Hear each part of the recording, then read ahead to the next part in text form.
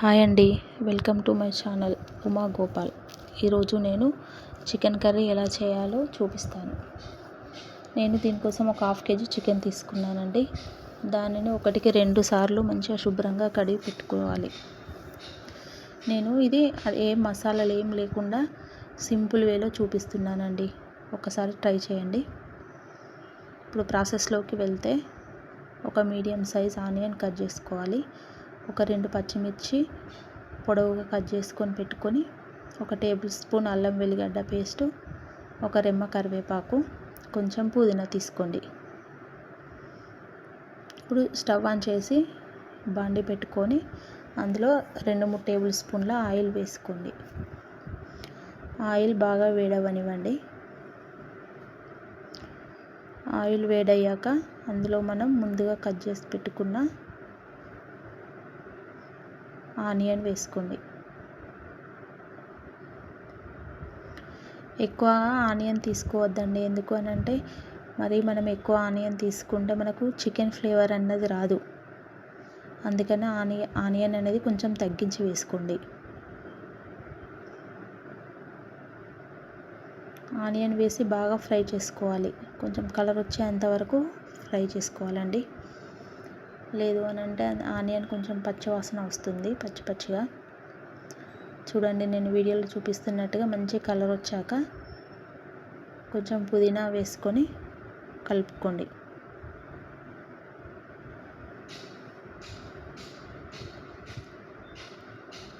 తర్వాత మనం ముందుగా కడిగి పెట్టుకున్న చికెన్ని వేసుకొని బాగా కలుపుకోవాలి.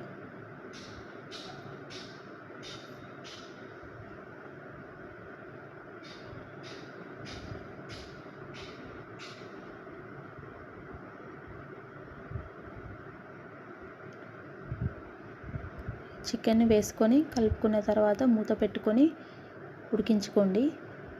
గ్యాస్ను మీడియం టు లో ఫ్లేమ్లో పెట్టుకోండి.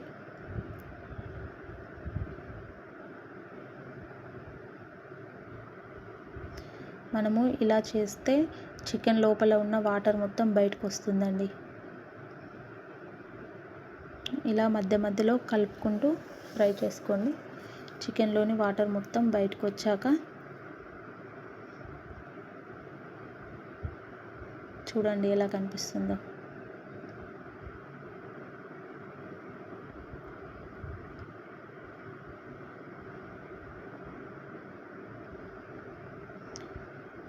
ఇలా మధ్య మధ్యలో కలుపుకుంటూ ఫ్రై చేసుకోవాలి.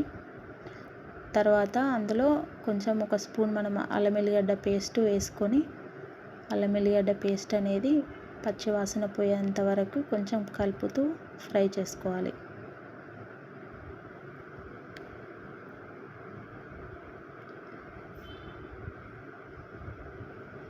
ఇప్పుడు సేమ్ నేను ఎలా చూపిస్తున్నానో అలా చేసుకోండి.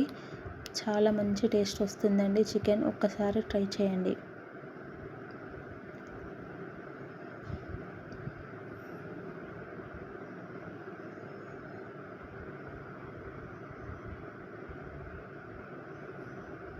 ఇలా కొంచెం పచ్చివాసన పోయేంత వరకు కలుపుకున్నాక మనం ముందుగా కట్ చేసి పెట్టుకున్న ఆ 2 పచ్చిమిర్చి, 1 కరివేపాకు రెమ్మ వేసుకొని కలుపుకోవాలి. నేను ఇందులో పసుపు యాడ్ చేశానండి, ఆ క్లిప్ కొంచెం మిస్ అయింది. అలాగే కొంచెం పసుపు వేసుకొని కలుపుకున్న తర్వాత కారం, ఉప్పు వేసుకొని కలుపుకోండి. ఈ ప్రాసెస్ అయ్యేలోపు ఒక 7-8 కాజు తీసుకొని మెత్తగా పేస్ట్ లాగా చేసుకొని పెట్టుకోండి. అలాగే పక్కన స్టవ్ పైన కొన్ని వేడి నీళ్ళు పెట్టుకోండి. వేడి నీళ్ళు బాగా మరగనివ్వండి.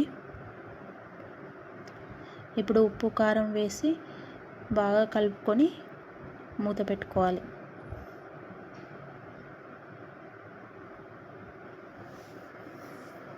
ఇది లో టు మీడియం ఫ్లేమ్లో పెట్టి చేసుకోండి. లేదు అని అంటే కింద మాడిపోతుంది. తర్వాత కొంచెం చికెన్ మసాలా వేసుకోవాలి. నేనైతే ఏం మసాలాలు వేయకుండా చూపిస్తున్నానండి. సింపుల్గా ఏం మసాలాలు వేయకుండా కూడా చికెన్ అనేది ఎంత టేస్టీగా ఉంటుందో ఒక్కసారి ట్రై చేసి చూడండి, మీకే తెలుస్తుంది. మనము ఎక్కువ మసాలాలు వేసుకుంటే మనకు రియల్ టేస్ట్ అనేది పోతుంది.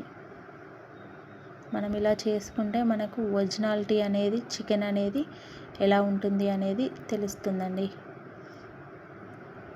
ముందు మనం కాజును పేస్ట్ లాగా చేసుకొని పెట్టుకోవాలి అని చెప్పాను కదండి. ఆ పేస్ట్ని ఇందులో వేసి కలుపుకోండి. బాగా ఇలా వేసుకొని కలిపి ఒకసారి మూత పెట్టి కొంచెం సేపు ఉడికించండి. ఆ తర్వాత మనం వేడి నీళ్ళు పెట్టుకున్నాం కదండి, ఆ వేడి వాటర్ అనేది మనకు గ్రేవీకి ఎంత సరిపోతాయో అందులో కొంచెం పోసుకొని బాగా కలుపుకోండి. మనకు ఈ వేడి నీళ్ళు పోసుకోవడం వల్ల ముక్క అనేది సాఫ్ట్గా ఉంటుంది. మనం కొన్నిసార్లు చికెన్ వండినప్పుడు ఏమవుతుంది కదా అని అంటే మనకి ముక్క అనేది ఇట్లా పీస్ లాగా అనిపిస్తుంది కదా. అదే ఒకసారి ఇలా ట్రై చేయండి, ముక్క అనేది చాలా సాఫ్ట్గా ఉంటుంది.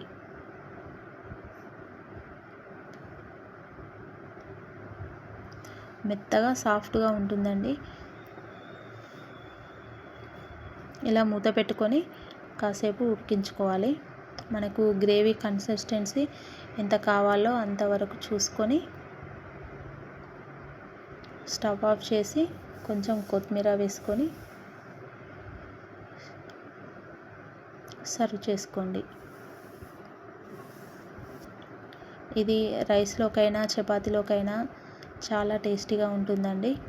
ఒకసారి ఈ వీడియో నచ్చితే మీరు కూడా ఇలా చికెన్ కర్రీ చేసి ట్రై చేయండి. ఈ వీడియో నచ్చితే లైక్, షేర్, సబ్స్క్రైబ్ చేసుకోండి. Thank you.